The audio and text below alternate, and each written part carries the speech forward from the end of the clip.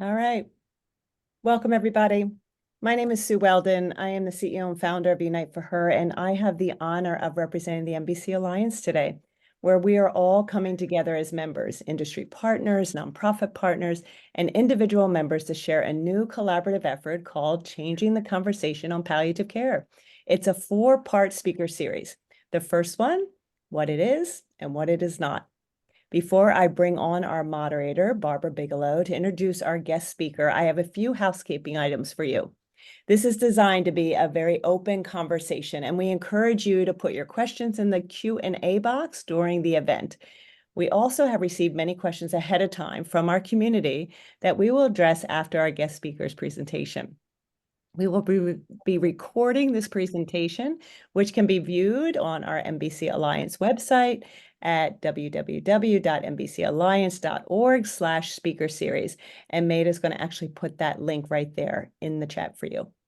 We also would like you to save the date for the second session of our series coming up on September the 10th. It's at 5 p.m.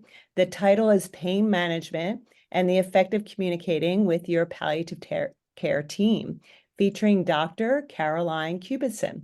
She is the attending physician at Dana-Farber Cancer Institution, and Dr. Kubison completed her fellowship in palliative care at Harvard Interprofessional Fellowship Program in 2023. At this time, I have the honor of introducing our moderator and co-host for the evening, Barbara Bigelow. Barbara, welcome. Barbara is an individual patient advocate member of the Alliance. She's a long-term NBC patient with a great deal of experience to share. She is a believer of clinical trials, and she serves as an advocate in this space. She is also on the board of directors for Mediviver and is committed to raising funds for breast cancer research, and she has been NED for 8 years. This conversation is very close to Barbara, and her perspective will be invaluable today as she moderates the speaker series. So Barbara, I'm going to let you take it from here. Thank you, Sue, and thank you for all your wonderful work at Unite for Her. Some of you may know that I was an early stage patient 20 years ago, and then I metastasized 9 years ago. I was originally ER positive. It turned out I had mutated to triple negative. I went into a clinical trial at Dana-Farber. I was one of the first people to do immunotherapy in combination with chemotherapy. And about 3 months in, I had the most adverse reaction you could have. And I ended up in a coma in the hospital for 10 days. That turned into a month of inpatient. And eventually I was transferred to an acute rehab facility so that I could learn how to walk again and use my hands and swallow. And it was very arduous. What does that have to do with palliative care? Well, I really didn't know anything about palliative care at the time. And I was in the hospital undergoing, incredible multi-team services as they tried to kind of weed out what was happening in my system, this hyperinflammatory reaction that I had. And lo and behold, 3 doctors arrived one day and said who they were and that they were the palliative care team. And as I gradually came to understand who they were and what they were about, they were really the people that bridged the communication between all of the teams that were working on my care and with my family. For example, my husband and one of my daughters were on the same page. My other daughter, who's a nurse, was on a different page. And so they had to contend with sort of different opinions and things that were happening within the family system. And prior to that, I thought palliative care was just for pain management, which I don't have bone mets, so it didn't occur to me that I would ever need a palliative care team. But they were, in fact, the people that sought out an acute rehab facility for me and found one that was close to my home and that had a bed available. And they facilitated the transfer of my daughter, transferred me in an ambulance to the acute rehab facility. And they were really instrumental in a big part of my care, kind of towards the latter part, when I was sort of getting better and now ready to do the therapy to really get better. So I have a really great interest in palliative care in general, because I realize that they are comprehensive and they provide services to patients of all different kinds and stripes, and not just for pain management, and especially the piece of facilitating communication with the family. When we started talking about palliative care at the Alliance, we realized it's a much bigger subject than just, a blurb or 2 words, or it's not hospice. And so we decided to develop this 4-part series because there's so much to say about it. So with that, I'm going to introduce you to our speaker today. Cal Cates has been a palliative care massage therapist and advocate since 2005. They are an award-winning writer, published researcher, international speaker, and the founder and executive director of HealWell, a nonprofit whose mission is to improve quality of life for people affected by acute, chronic, and serious illnesses. So with that, welcome, Cal, to our talk. Thank you so much. All right, and Jennifer's gonna let me share my screen, so stand by with me for just a moment here.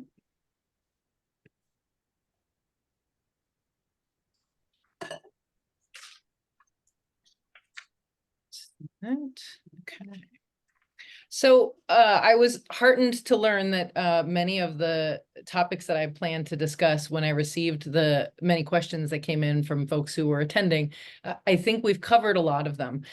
So we'll go through. I have some of the sort of most common questions and some of the less common questions you're aware you're asking. And then we'll have time to talk and cover anything that didn't get covered, or at least some of the things that didn't get covered. So the first and most common question I feel like is palliative care for me? And if you're wondering if it's for you, it might be for you. I think that, just like Barbara alluded to, we think palliative care is about pain, and we think that pain is like this specific ow kind of feeling. And pain actually comes in many different forms, and we can talk about the variety of ways that pain shows up. But one of the beautiful things about palliative care is that it addresses so many things related to function, quality of life, things that you sort of get used to.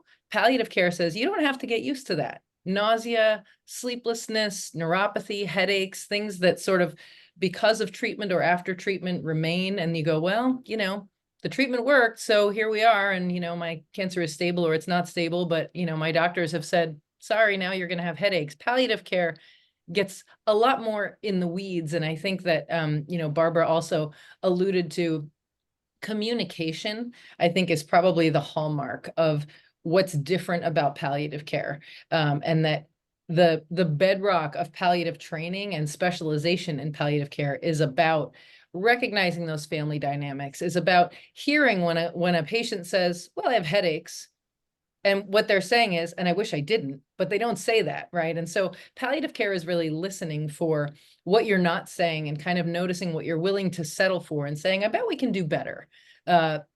So don't settle for those things that you've been told are just sort of now a part of your life. Palliative care is often there to tell you that that's not necessary. Can I just jump in for a sec? Please. A lot of patients are afraid to say anything about their side effects because they don't want to stop the treatment that they're on or the clinical trial that they're in. So they're reluctant. They're afraid that if they say, I have headaches, my feet are killing me, or whatever, that might change their protocol. Yeah, I mean, I think, so we're going to get to that a little bit later, but also I think it's really important. And, this is probably another topic for the speaker series, about communication when you're entering a clinical trial, and sort of what are the hallmarks of, if this side effect emerges, can it be treated, or is it an indication that this treatment isn't working and I'll be off the study? Because I think people tend to not fact check those assumptions and will keep those symptoms to themselves when in fact those aren't disqualifying factors, or being able to ask and say, like, I'm having this side effect. Is there someone else that I can see? And we will talk about that a little bit later. You alluded to palliative care is not hospice, and it's true. And at the same time, I want to say, like, why are we so down on hospice? Hospice is really good care that actually helps you live longer. And actually palliative care is the same in that way. But one of the differences is that in the ideal world, palliative care is something that becomes part of your team and part of your experience from the moment of diagnosis. And we really still have a very similar, and when I say we, I mean sort of mainstream medicine, has a similar thought about palliative care as it does about hospice, which is you're not ready yet. You don't need it yet. And if you've been diagnosed with a serious illness, palliative care will be something that you want to have in your pocket, regardless, even if you just want to know what it is. It does focus on symptom management, function, quality of life. And I think this quality of life piece has become such a loaded phrase, because sort of quality of life is like, we don't talk about it unless it's not so good, right? But also, I think one of the things that's great about palliative, folks who specialize in palliative care, whether they're physicians, nurses, social workers, art therapists, music therapists, registered dietitians, massage therapists, is that we're aware as palliative providers that quality of life is a moving target. Whereas often kind of your oncologist and members of your more sort of mainstream team who aren't coming from that palliative perspective are like, well, you said if you couldn't do this, that then you wanted to go into hospice. And that turns out when you can't do that thing, you're like, actually, like I'm interested in some different approaches and let's see, you know, what we can do. And palliative care is there for you all along that journey. And it's really an extra layer of support. I think one of the reasons people don't pursue palliative care is because they think that they'll have to break up with their oncologist or with their other providers that they already like. And certainly there is still sometimes a turf war that emerges where there's no reason that that should happen, but there is kind of a perspective that, well, palliative care is a handoff. So if I'm your oncologist, if I'm your pulmonologist, if I'm one of your other providers and you tell me you're in palliative care, I just decide that, okay, I guess they're doing your care now. And the more you know, the more likely it is that you can prevent that from happening if you see that starting to take place. The palliative providers are there to help what your other providers are doing be more effective and to really take on this symptom management question that other providers maybe don't have the time or resources to address in a meaningful way. Cal, But why yeah, go ahead, don't sorry. why don't oncologists actually, why don't they introduce the idea of palliative care at the start? I think, I mean, what I've experienced in my hospital-based and clinical practice is that it's a perspective like hospice. Palliative care means that I'm giving up. It means I'm saying that I don't have the tools that to help you. And so I'm going to try everything I can possibly try. And when I say I'm making a referral to palliative care, both it's partly the physicians not fully understanding what palliative care is, and also patients saying, wait, palliative care, are you giving up on me? So there's a whole, I mean, conversations like this one we're having, I think are a big part of solving that challenge. Does that make sense? Yeah, I mean, I was with when I first became metastatic, I was with an oncologist and our relationship really took a nosedive when I became metastatic. He really wasn't the person that I needed. Yeah. And we had some really difficult interactions and I felt very helpless, I guess is what I'm going to say. I felt helpless, like this isn't going well. He's not hearing me. Yeah. I'm sitting here crying, you know, whatever. And I think it would have been great if I'd had someone to help me with that. And what ultimately happened is I went for a second opinion at Dana-Farber and immediately jumped ship. And they were more than happy to break up with him for me. But I just remember those early days and the feeling of being very helpless and not really knowing who to turn to. Yeah, well, and I don't think you're alone. And I really try to be, and I am in the way that I feel. I have a lot of compassion for physicians, and I just gave a talk a few months ago for one of the large hospice organizations about, it was called Snuggling Up to Your Mortality for Clinical Effect. And it unpacked the research about how bad physicians are at being honest about death and dying. And that when patients get to a place where a physician feels like there's nothing else they can do, they just lose all the skill that they may have used to build that relationship with you up to that point. And that our own inability to be real about the mortality and the mortal existence that we're living in causes problems in relationships with patients. And that, you know, a majority of physicians will say that end of life conversations are very important. And less than 25% of physicians will tell you that they've been trained to have them. And nobody's asked the question of the ones who have been trained to have them, if they're good at having them.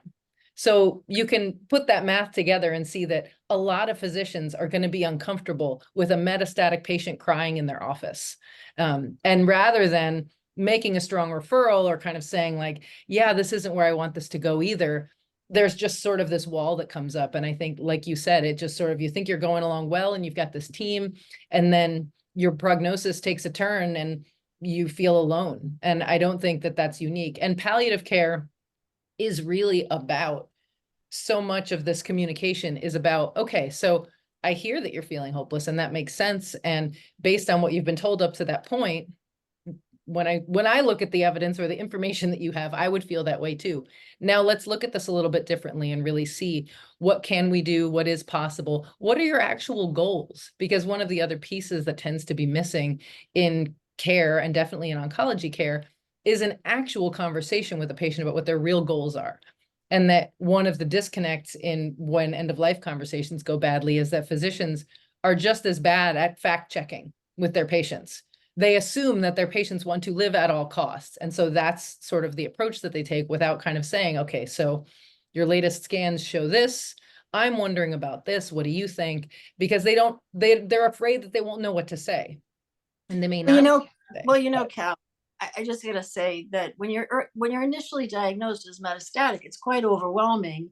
Yeah. And patients tend to go to Dr. Google for their information because they're afraid to ask their oncologist directly. Yeah. And they get a lot of information, maybe misinformation, whatever, on Yep. Google or, a Facebook group or whatever. And instead of really approaching the people that should have that information and be able Yes. to give it to you. So it's not even the end of, of course, end of life is a critically important thing, but I almost feel like palliative care should just jump in right at the beginning to kind of help that feeling of, helplessness. I just jumped off a cliff.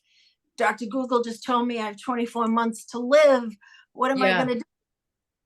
Absolutely. Well, and I think that we also like to imagine that the end of life conversation is this very specific one conversation when things hit a spot that is like undeniable.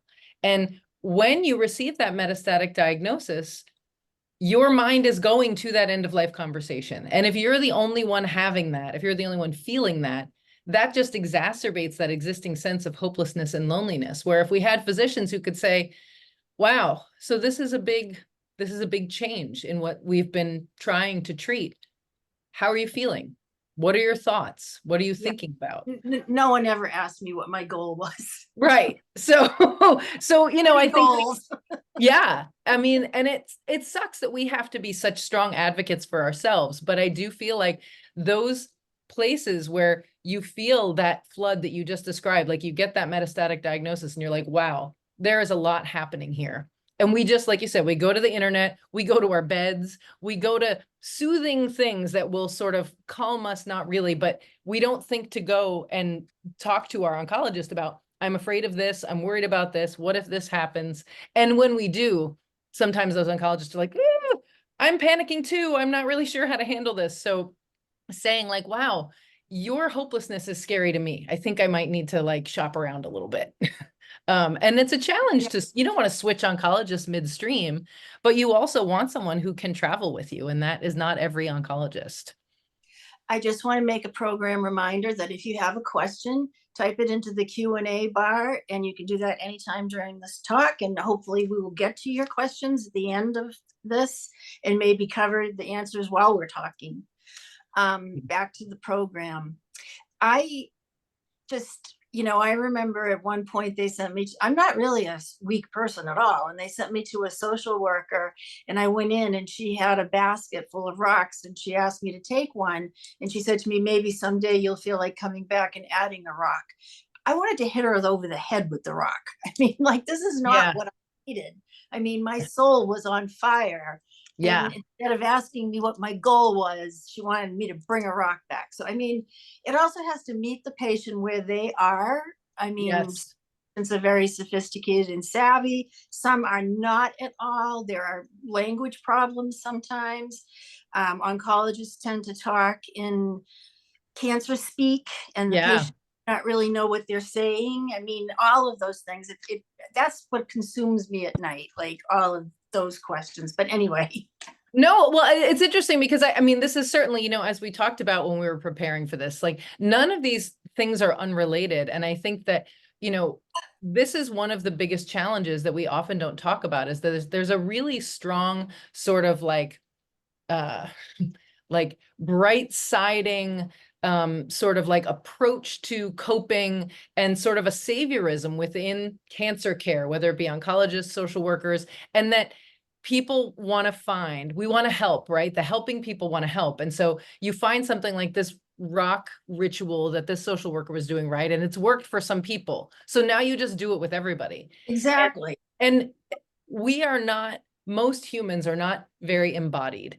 And when we engage with a person who is suffering, we mostly just try to keep their suffering away. And the ability for providers, the more providers, no matter where they show up in the continuum of care, the more providers who can sit still in the face of a person crying, in the face of a person being angry, and really like invite them into a collaborative process of like, where do we go from here? Care will improve, money will be saved, people will live longer, but we just want it to stop. And so I think that what you've described is, I'm sure that if we open up the floor, people attending could share stories of people who were harmed by well-intended providers who didn't really see them. And that's a huge challenge for sure. People, if you're raising your hands, we can't see them. We will get to your questions at the end. So we're going to unpack a couple of myths and misnomers. I'll see about palliative care when I'm really sick is when I hear a lot. My quality of life is fine. They're going to push me into hospice. My oncologist says I don't need palliative care. So we're just going to take them one by one. I'll see about palliative care when I'm really sick. So picture it. You're really sick.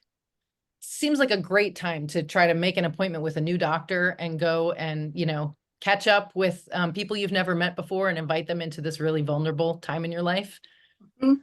What if you do it in the beginning when you don't feel really sick and you just say, listen, I'm not even sure I need palliative care at this time, but in fact, I don't fully know what it is. So I'm probably not the best person to make that decision. Maybe they make you wait a couple weeks because you don't have an acute issue, but I don't see a palliative care team saying, nope, call us when you're really sick. They want to know you as soon as possible because that is how they're able to provide the best possible care for you. So if you're thinking things are good, I don't have time for palliative care, you don't have time to not investigate palliative care. So don't wait. In this way, it is also very much like hospice. One of the things we say in hospice care is it's always too much until it's too late. And the average hospice stay is a couple of days still because people just wait because they think hospice means I will die. And actually, the sooner you go into hospice, the longer you live. Palliative care is the same way. The sooner you get that extra layer of support and that symptom management, and palliative care is your whole family. So if you're married, if you have adult kids, if you have young kids, if you have people in your circle, friends, roommates who are your care providers, the palliative care team considers all of those people the unit of care. So it's everybody. It's not just the person that we would obviously consider the patient. My quality of life is fine. If your roommate, spouse, kid comes home and you say, how was your day? Fine. Are you excited about that? Probably not, right? They're not telling you something, or they're settling for what is, it doesn't suck. What are we comparing it to? So this response of fine, if I ask you how you're doing and you're not like, pretty good, like I'm feeling this, I'm feeling that, it's probably worth investigating and just seeing what palliative care might be able to do for you. So many people will come back to me and say, I did make an appointment with palliative care and I had no idea they could help me with anxiety, with sleeplessness, with, getting groceries, like all of these sorts of things that you just sort of get used to dealing with, that palliative care. And again, it depends on the team and what kind of resources they have available, but they pride themselves on seeing you and being really curious about what you wish your life was and what you've given up as you've traveled along your serious illness journey. And if there's some of those things they can give back to you or give back to you in some way. Well, I think that sometimes patients think, well, I'm in chemo, I'm supposed to feel like crap. Right. Like I'm supposed to feel bad. Yeah. So that must mean that the chemo's working. Yeah. And I mean, so they're not wrong, right? I mean, I think, one of our unofficial taglines in my organization where we focus on bringing massage therapy into the space is we make being sick suck less. Palliative care won't make it so you don't have cancer or so that you're not, right, taking an anti-neoplastic drug that makes you throw up or makes you feel gross or your hair's falling out. But they can listen to how those things are affecting you and see what's possible to make it suck less. Love that. They're going to push me into hospice. So they're not. It is true that the state of palliative care in the US right now is such that many palliative care programs are embedded within hospice organizations, but it doesn't create this sort of slippery slope. In fact, palliative care will keep you out of hospice longer, and it's likely to make the transition to hospice, when and if that's necessary, much smoother. So palliative care and hospice are pals in terms of the type of care they're providing and the people who are providing that care. So getting in with a palliative care team before you, quote, need hospice actually can help that transition be more clear for you and your family, and also logistically and mechanically and medically make that transition smoother. My oncologist says, I don't need palliative care. This is very hard, and I'm not going to pretend it's not hard, because often by the time you might feel like you want palliative care, or like you've screwed up your courage to ask your oncologist for that referral, because if you don't need a referral, you don't have to ask your oncologist. So that's another thing, is that I think there's this idea that you're sort of going behind your oncologist's back to ask for palliative care. And so you want to just let your oncologist know. That may be your relationship and you may want to do that, but letting them know and asking are different things. So if you need to ask to get a referral and your oncologist says you don't need palliative care, your oncologist is not the person who's lying awake at night. Your oncologist is not the person with hot flashes or bone aches or nausea or whatever it is that has made you think that you might want to pursue palliative care. So this might be a place where you have to really strongly advocate for yourself, or where you take your caregiver who's a bulldog with you and say, like, I'm kind of expecting my oncologist to tell me that I don't need this, and I really need you to have my back. And we might be breaking up with our oncologist today, or we might be educating our oncologist about, I don't want to leave you. You're doing a great job with what you do. And when I ask you about my neuropathy, when I ask you about my headaches, when I ask you about these things that are making my life kind of sucky, you're like, sorry. Or you prescribed, neuropathy is one of the common ones. You prescribed this nerve drug for me, and it's not really helping. So you tried your thing, and there's a whole bunch of other stuff that I still need you for. And I'd like to sleep. I'd like to eat. I'd like to have my nails grow back, whatever the thing might be.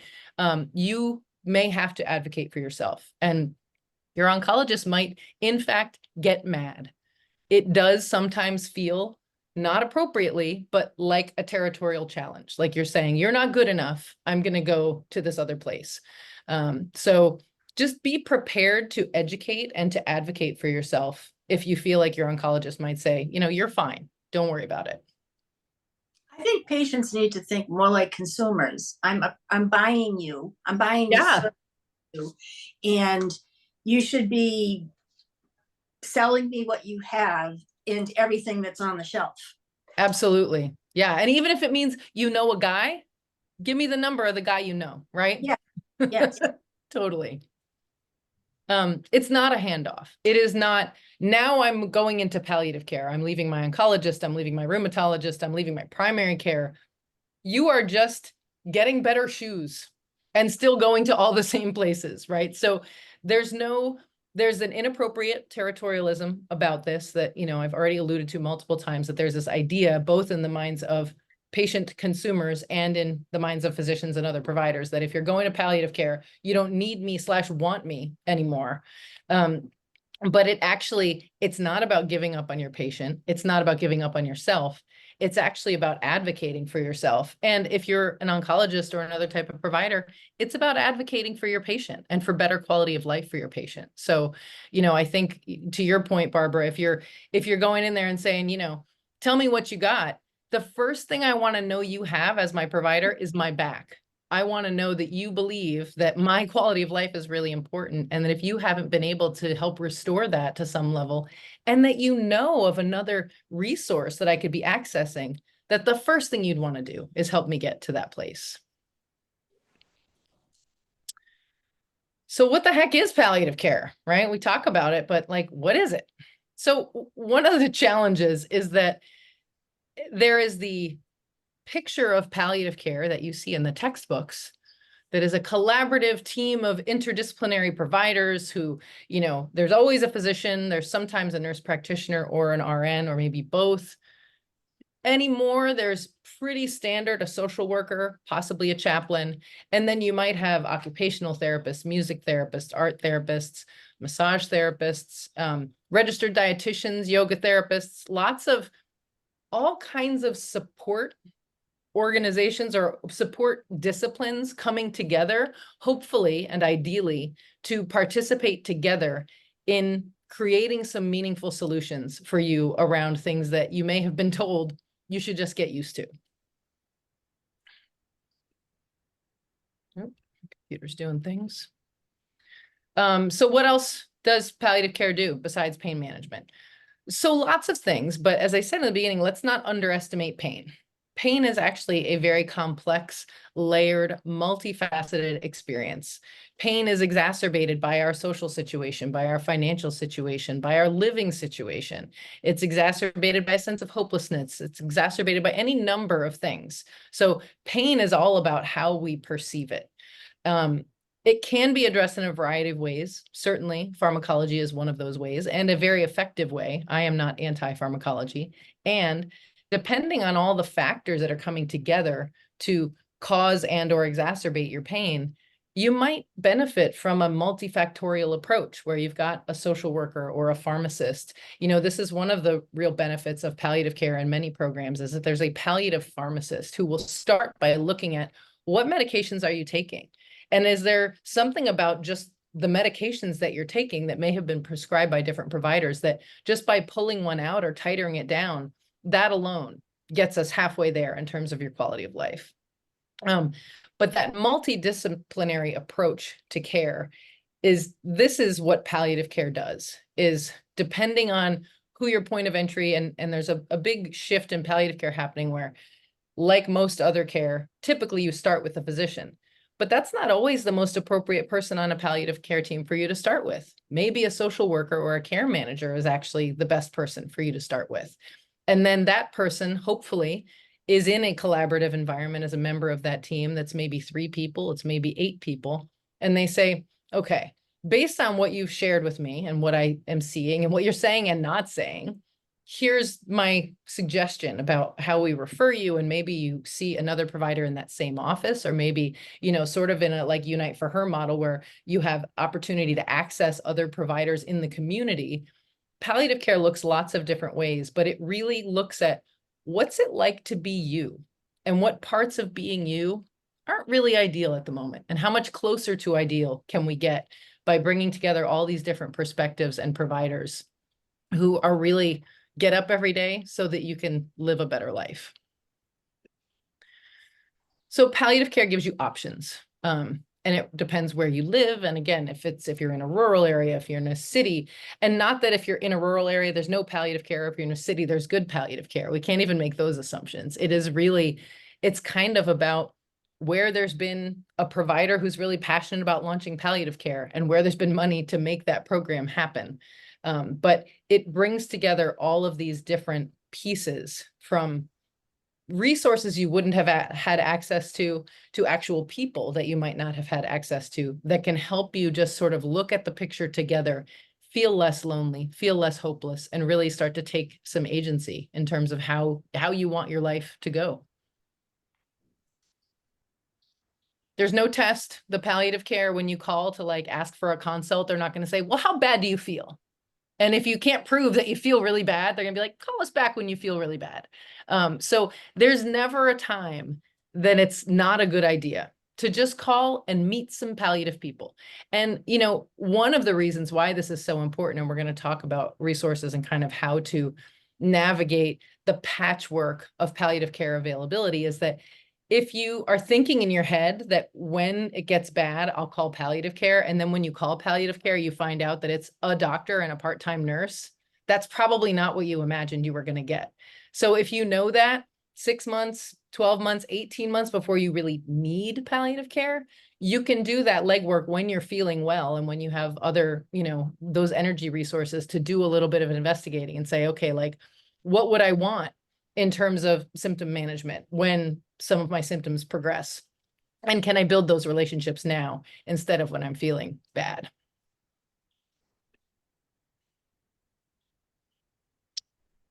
So if you have symptoms of any kind, fatigue, nausea, hair loss, your nails are growing back weird, neuropathy, bleeding gums, you name it. I mean, cancer's a picnic, right? There's all kinds of options that we could choose from that you'd be like, I wish I didn't have that. Palliative care can probably help. It is for the whole family. So whoever is important to you in your care journey, palliative care doesn't say, well, show me how you're related to this person. It doesn't matter. They don't care. If that person comes to your appointment with you and you say, this is the person who changes my bandage or helps me to the bathroom or takes me to my appointments, that person is part of the collection of people that the palliative care team is going to care for and ask you about and involve in whatever care they do provide. So insurance may cover palliative care, right? This is like the fine print at the end of the commercial. It's getting a lot better. Medicare, Medicaid, private insurance options, you can cobble them together. Some of them have really good coverage. Some of them don't have good coverage. We love to talk about medical necessity in this country. So demonstrating that the palliative care program won't tell you they won't see you, but they might tell you that your insurance won't pay for it because of any number of reasons. But it's worth investigating that, because actually coverage is improving all the time. And this is one of the few things that has bipartisan support in our government, that we need to improve access and reimbursement for palliative care. Medicare and Medicaid will pay for most palliative care services. And when I say most, I mean the standard palliative care. So nursing, possibly social work, definitely visits with a physician or a pharmacist. When we get into chaplaincy, and again, sometimes social work, massage therapy, some of the other sort of integrative therapies, the coverage is hit or miss. But there are also really creative palliative care programs now that are making use of some of the new payment structures where you can, where you'll be, as a palliative care team, patient comes under your care and you have a per diem that you have, let's say, $800 a day to care for this person. And it's your job to vet the providers who fit under that umbrella. So you might find that you have access to a registered dietitian or a massage therapist or an art therapist with a program like that. And of course, you can always use private funds or possibly HSA, things like that, to access palliative care. But palliative care will also be super creative about how to use whatever resources you do have to be able to make their care accessible to you. So I know some of the folks in the audience today are advocates for people living with metastatic breast cancer. And so I wanted to point out this tool, the Serious Illness Messaging Toolkit, and you can see the URL there at the bottom. A variety of serious illness organizations came together and conducted focus groups and did scientific analysis of messages that, quote, work and don't work.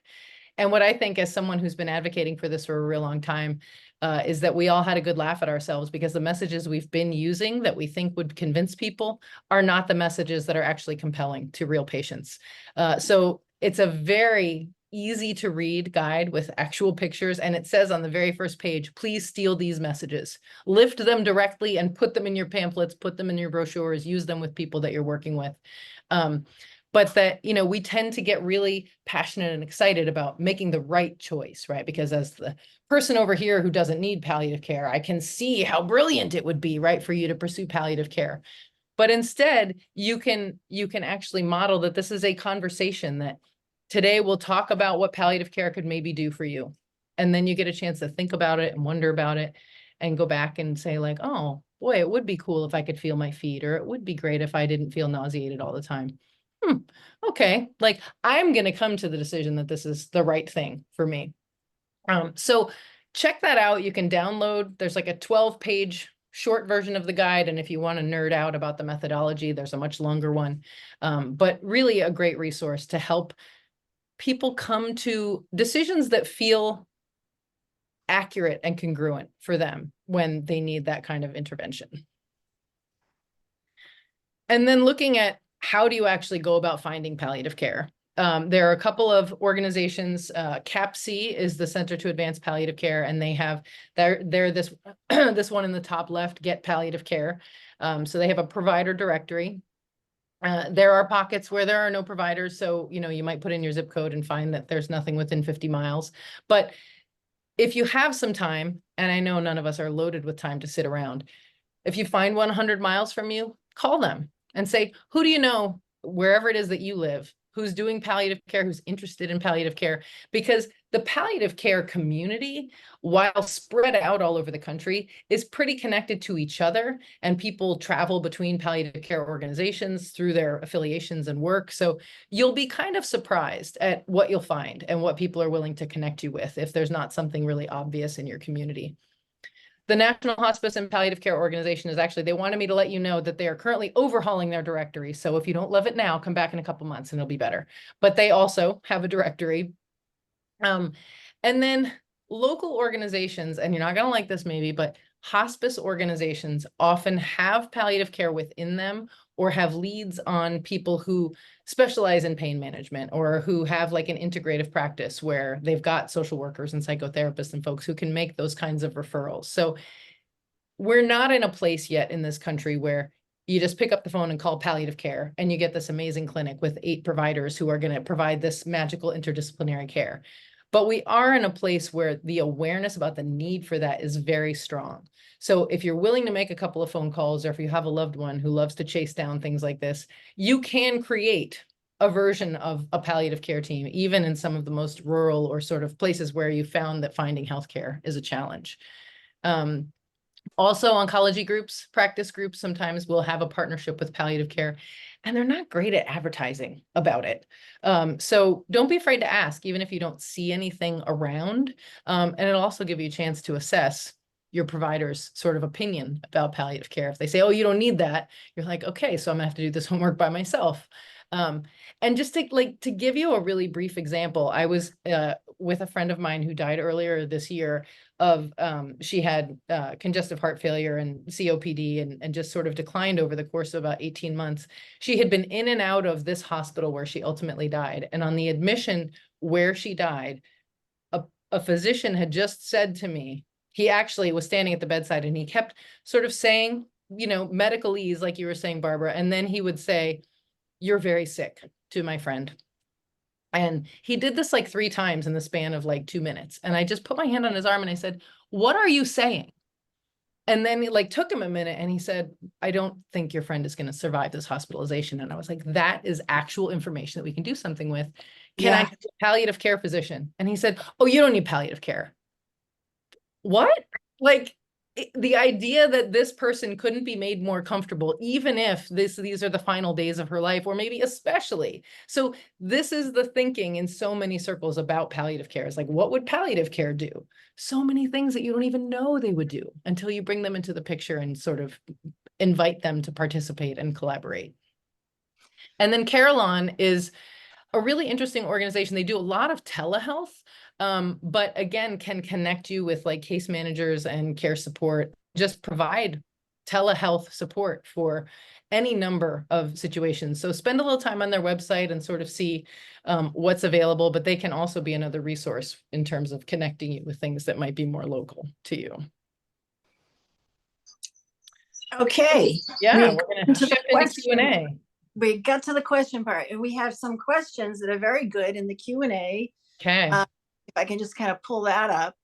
I loved this one though. I just want to make the, one of the people said something.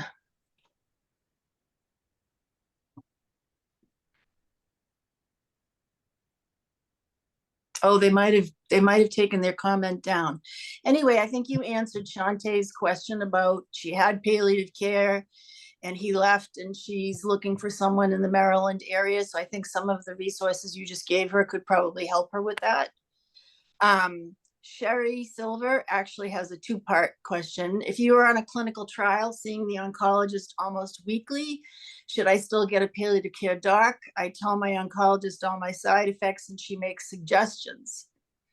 And the second part of that was, does the palliative care doc have to be from the same staff as the current oncologist, or can it be local? My first oncologist is local, but is now distant. So that was a two-parter. Yeah, so I think for the first one, I mean, if your oncologist is making suggestions that work and you're feeling like your symptoms are managed, I mean, I think the question is always like, do I need this? It can't hurt and will probably help. So in terms of like how that relates to a clinical trial, you would want to let the palliative folks know that you're involved in a clinical trial so that they could know, you know, are there symptoms or side effects that if you're having these, it means that you are disqualified from the trial. They would want to know the details of that. But I'm not aware of any sort of thing that because you're in a clinical trial, you shouldn't also pursue palliative care, if that answers that question. And then the second one, it's actually pretty unlikely. I would say it's not impossible, but it's unlikely that the palliative provider will be in your oncologist practice. So you would probably need to find someone else local, and your oncologist may be able to make that referral. But there's also a bit of a move in oncology now that a lot of oncology providers are starting to get palliative training. So they won't necessarily be palliative certified, but sort of the foundational skills of palliative care are starting to be like, in the whole nursing education world, nursing education is really prioritizing. I don't care what kind of nurse you think you're going to be. We are baking palliative care perspective into nursing training. So I think we're also going to start to get seen more, generally speaking. But I think probably in looking for a palliative provider, you're likely to have to look outside of your actual oncology practice for that specific provider or providers. Well, you know, I'm a psychologist, and when I did my graduate training, we modeled interactions, you know, so that Yeah, I think it's really illuminating for oncologists to see what those kind of conversations can actually be like. definitely. Monica Wellington, I'm dreaming of the days where palliative care docs are in the room with oncology as a metastatic diagnosis is shared with patients. Patients get to learn from both onc and palliative. Oncs get to learn better ways to engage metastatic patients, and palliative gets to learn how difficult it can be for oncs. Dreaming this happens for us. I love that. Oof, I dream it too. Julia Levine, I have never been offered palliative care even when on a trial. Me too. I have been living with MBC for 11 years and have had to seek out palliative survivorship care on my own. They don't connect with my oncologist. I'll add that I go to major cancer centers in a large city. That is a common complaint running through all of this, and part of the later on in the series, this 4-part series we're doing on palliative care, we're going to actually talk about the lack of resources. And now that palliative care is being discussed more and more, someone talked about it gave a talk at LBBC, and it was recently talked about at ASCO. So the conversation about palliative care is really getting off the ground, and is now more patients are seeking that service. The lack of resources is making a bottleneck, but the only way change ever happens is when it's driven by the patients, in my opinion. Yep. No, definitely. And I will say that, you know, like I said, there's definitely a legislative push to increase access and to increase funding for training to make this really an easy decision for providers, but also that, you know, when you're, oh, I totally lost my train of thought. It's gone. It might come back, but yeah. Advocates have to be the ones that push for change, usually. Oh, yeah. So the national palliative care organizations like CTAC, the Coalition to Transform Advanced Care, NHPCO, who I mentioned, and CAPC, they're showing that it saves money. And that also is going to move the needle as well. That when people receive palliative care, they visit the ER less, they need less meds, they, you know, overall, they just do better. And so, you know, that's also, unfortunately, one of the major drivers. One of the questions we had prior to the talk was, can we appeal when an insurer stops approving ongoing physical therapy for pain management after a radical dissection and flap? How necessary is it? I think Yeah, it's I pretty mean, necessary. it was, say that again, Barbara? I think it's pretty necessary that you have some PT after a deep flap or a tramp, Definitely. whatever. And I think, I mean, I say, yes, you should appeal, knowing that that is not an easy thing to do. But, you know, as Barbara said, like, if we don't appeal, they don't know we want it. And the more people that appeal, the more push there is for like, oh, this is actually something that's important. Well, I just going back to my own personal story for a minute. Right before I had the disastrous crash on the trial I was on, for a good 2 weeks before that, I had stopped eating, and I did not tell my family. I just was not eating anything for at least 2 weeks. Completely withdrew inside myself, and I really wasn't talking or saying much of anything. I was going through the motions. Yeah. If someone had taken the time to ask me what was really going on, and I could tell them how sick I really felt, Yeah. it might have had a different outcome for me that wouldn't have resulted in this 2-month hospitalization. Again, using all of these resources. I mean, that was like a multi-million-dollar stay for me with all the resources I used. I was treated with antibiotics, which was the wrong treatment. So they figured out I needed steroids. I mean, a lot could be avoided if they used palliative care and they took the time to ask the patient, what's going on? What's happening here? Well, and I think, you know, you pointed to this too in your story, that had palliative care been invited into that process earlier, we would have known that there's a nurse in your constellation who has a very different perspective than other people in your family. And those dynamics can be addressed and softened before. I mean, that is the worst time to try to get people to reach consensus and to like examine their own mortality and all the stuff that comes up. And palliative care will do that. They have family meetings are a standard trapping of palliative care, and they invite whomever you think is part of your decision-making team, so that the people in the room, the providers, can get a sense of, oh, like that person didn't talk and they had their arms crossed the whole time. And this person said a whole bunch of things, and this person said a whole bunch of different things. This is something that we'll need to work on. In my case, the nurse was sitting there thinking she's dying. Oh my God, she's going to die. And the other daughter sitting there going, she's never going to die. Never going to happen. Right. Right. And and we don't know which is the positive outcome from anyone's perspective. So yeah, I think the power of conversation is really underestimated, and that we need to have them before we're sick, before we're in an emergency department. We have to have a much better idea of what life means to each other. I'm just looking through the questions that were asked beforehand. I think you've really covered most of these questions. What type of support can family members attain? I mean, we've talked about that. When should it begin? Cal and I both feel it should begin at diagnosis, or as soon as you feel ready to tap into asking for the service. How soon can you access after a terminal diagnosis? Can you share all the types of palliative care treatment options? I think you did cover that in the slide that you showed, but also if you follow up with some of the resources that we talked about, you can go and do a little research for yourself, not on Dr. Google. Exactly. Yeah. Let me see. Sherry Silver, Liz Carlisle.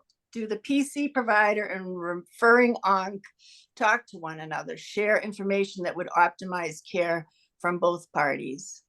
That's what should happen. That's all I can really say about it. It will be worth, I mean, you should note if they do and if they are not, to do all you can to advocate for that connection, because that really is the way that care gets provided best. Julia wants to know, do all hospitals have their own palliative care? I'm going to say no to that. Not even close. They do not. They do not. And I guess the thing that gets me ramped up is, you know, people in very rural areas going to a community hospital. There might be, you know, religious barriers. We didn't talk about barriers, but religious barriers, gender barriers, racial barriers to accessing palliative care. Has in everything in the medical world, there's a racial disparity in accessing quality care that this country has not really come to address fully, and the lack of participation in clinical trials of people of color. So that's a whole nother series we can do.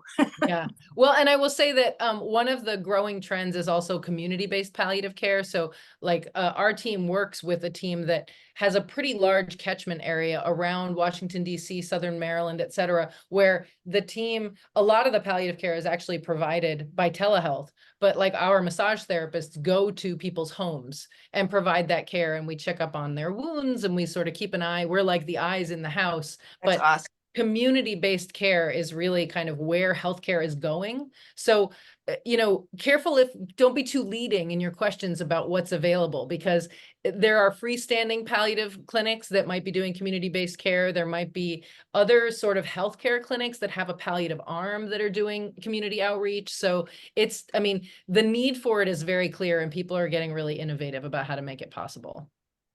Elisa Chandler wants to know, what is the best way to advocate for payment and access to integrative care under palliative care?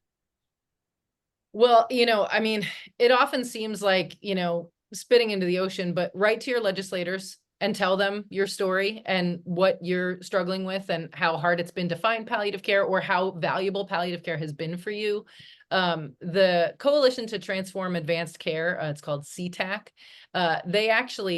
They're one of the few organizations that every time they send an impact email or statement, they are actively every month, every week on the Hill, changing the conversation about palliative care. So check out their website and look at ways to get involved. I mean, patient voices, you know, as Barbara alluded to, are some of the most powerful ways to change these laws and to really put a face to the suffering that is happening that doesn't need to.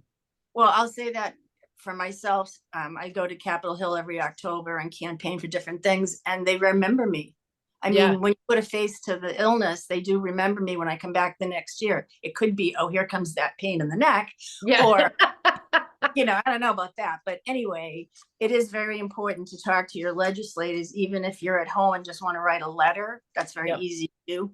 Anyway, we have to wrap up in the last couple of minutes. Just some reminders. Please answer the post-webinar survey and share any resources that you as an audience member might have. And please, please join us for our second webinar in this series, Pain Management and Effective Communicating with Your Palliative Care Team, featuring Dr. Caroline Kubison, who's from Dana-Farber, on September 10th at 5 o'clock. I mean, we have a big gap because of the summer, and we knew people would be away and on vacation. So please check back with us September 10th at 5 o'clock. Cal, you have been absolutely terrific. Thank you guys so much for Thank inviting you me so to be much. with you. Thank you so much for your wisdom and inspiration. You have really changed the conversation. Yay. Thank you guys. Thank you.